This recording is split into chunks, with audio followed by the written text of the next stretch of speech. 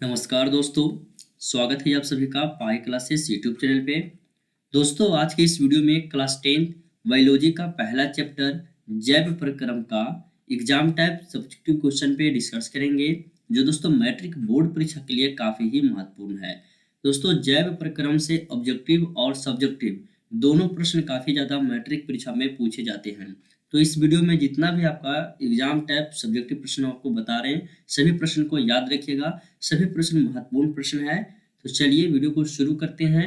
देखते हैं आज का पहला प्रश्न। सभी लोग जल्दी से वीडियो को लाइक कीजिए। जो स्टूडेंट चैनल पर पहली बार आए हैं, चैनल को सब्सक्राइब कर लीजिए ताकि आपका हर एक नए वीडियो का नोटिफिकेशन समय से मिलता रहे।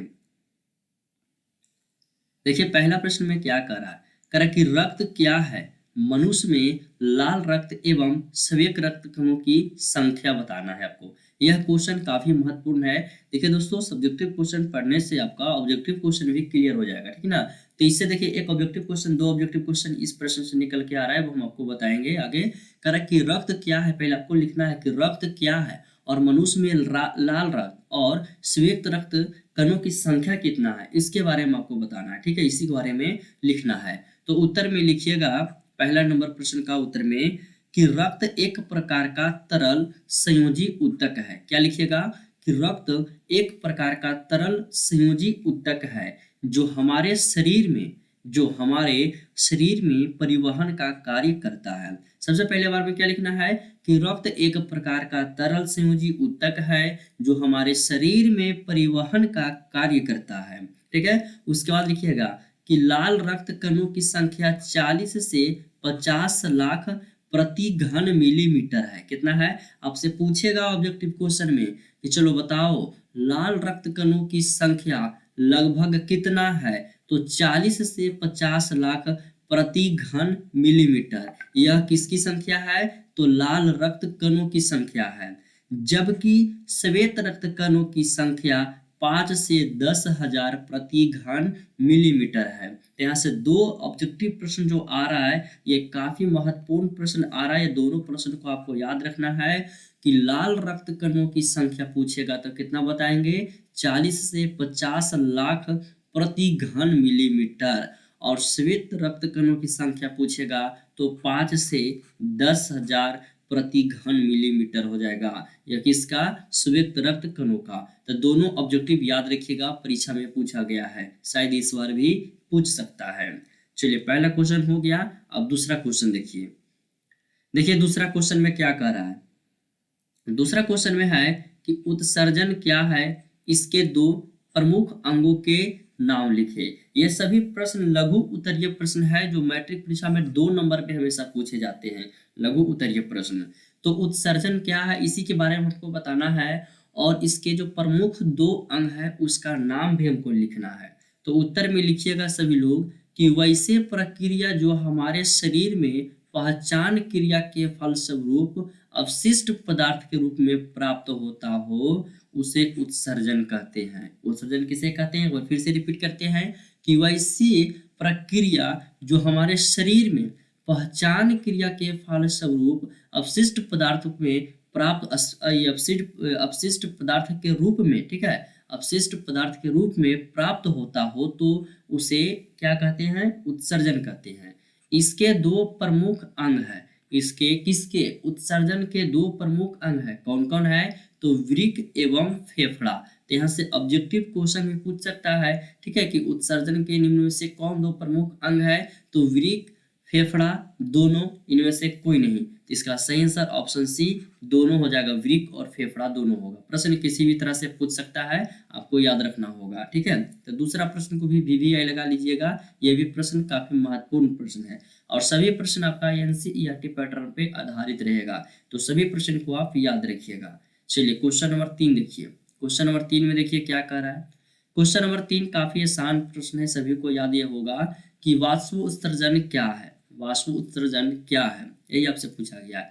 तो उत्तर में क्या लिखिएगा कि पेड़ पौधे के पत्तियों के छिद्र से जब वाष्प के रूप में जल निकलता है तब उसे वाष्प उत्सर्जन कहते हैं। पेड़ पौधा के जितने भी पत्तियां होते हैं तो उसमें देखिएगा छिद्र रहेगा, वो नंगी आंखों से नहीं दिखाई देगा, ठीक है।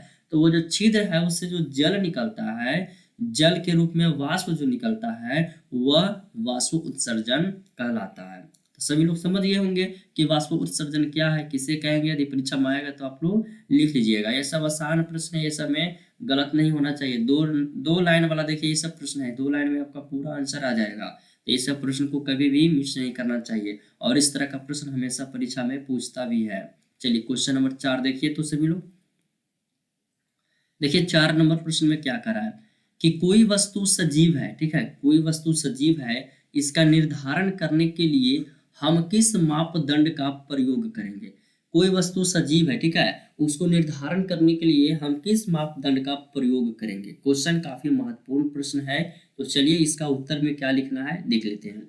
तो उत्तर में सभी लोग लिखिएगा कि सबसे पहले हम अपने आसपास के वस्तुओं को देखेंगे। सजीव को पता कर रहे हैं ना जी, तो सबसे पहले हमको क्या करना है कि सबसे पहले हम अपने आसपास के वस्तुओं को देखेंगे, ठीक है, अगल बगल निहारेंगे, देखेंगे, ठीक है, और उसके बारे में भीतरी एवं बाहरी दोनों प्रकार की गति का अध्ययन करेंगे।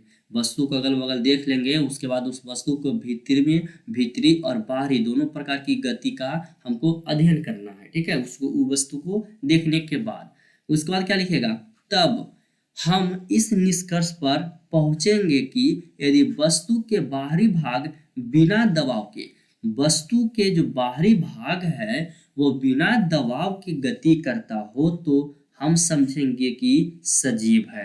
कैसे हम समझेंगे कि सजीव है कि वस्तु के बाहरी भाग जो है वो बिना दबाव के गति कर रहा है, ठीक है, क्या बिना दबाव के गति कर रहा है, तो हम समझ जाएंगे कि यह जो वस्तु है यह सजीव है।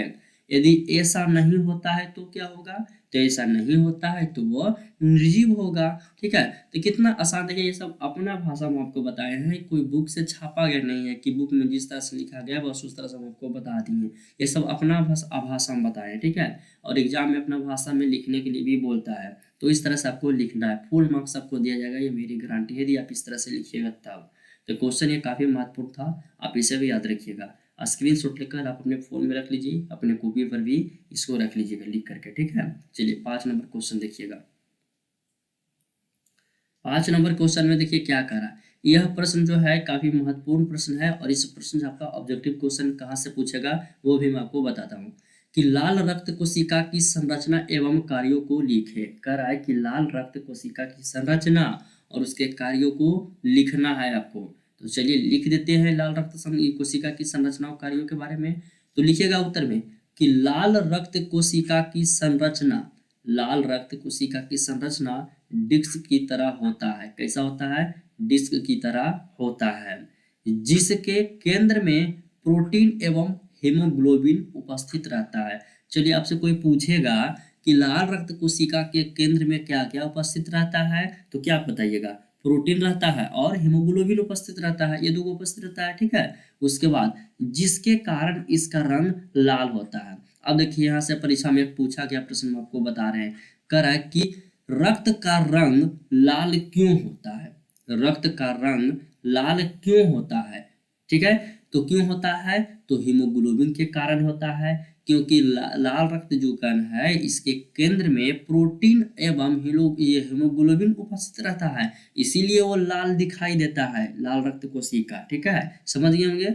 इसका मुख्य कारण एनीमिया रक्तचाप रोग से सुरक्षा प्रदान करना होता है। किसका, लाल रक्त जो कोशिका है इसका मुख्य जो काम है वो क्या काम है, तो एनीमिया वगैरह रक्तचाप वगैरह ये सब जो रोग है, ये सब जो बीमारी है, इससे मनुष्य को सुरक्षा प्रदान करता है लाल रक्त कोशिका। यह प्रश्न को VVI लगा लीजिए, यह प्रश्न शायद इस बार पूछ सकता है क्योंकि यह प्रश्न हमेशा परीक्षा में आया है, ठीक है। तो 5 नंबर प्रश्न काफी महत्वपूर्ण प्रश्न है, आप इसे याद रखिएगा। काफी आसान भाषा में आपको बताए हैं, सभी लोग इसका आंसर याद रखिएगा कि लाल रक्त कोशिका की संरचना एवं कार्यों को लिखे दिया जाएगा तो हमको लिख देना है। तो आप सभी लोग इसका PDF डाउनलोड करना चाहते हैं, आप लोग कॉपी में बहुत कम स्टूडेंट हैं क्योंकि कॉपी पे लिखते हैं, तो इसका PDF डाउनलोड कर लीजिएगा, लिंक हम वीडियो के डिस्क्रिप्शन में दे दिए हैं। सभी लोग जाकर के PDF डाउनलोड कर लीजिए, PDF आप लोग के पास रहेगा तो कभी भी आप पढ़ सकते हैं। और दोस्तों आपको एक बात और बता देना चाहते हैं कि आप लोग पाई क्लासेस मोबाइल एप्लीकेशन को डाउनलोड कर लीजिए। उस एप्लीकेशन में क्या क्या है, ऑब्जेक्टिव, सब्जेक्टिव, प्लस में क्यूज आपका दिया गया है, और साथ ही साथ आप सभी विषय का पीडीएफ डाउनलोड कर सकते हैं। फ्री पीडीएफ, पेड पीडीएफ जो आपको डाउनलोड करना है आप सभी लोग डाउनलोड कर सकते हैं। तो जाकर के सभी लोग पाई क्लासेस मोबाइल एप्लीकेशन में डाउनलोड कीजिए, उसका लिंक भी हम वीडियो के डिस्क्रिप्शन में दे देंगे और आप लोग पीडीएफ जरूर डाउनलोड कीजिएगा। ठीक है, तो ठीक है, मिलते हैं अगले वीडियो में नेक्स्ट क्लास के साथ।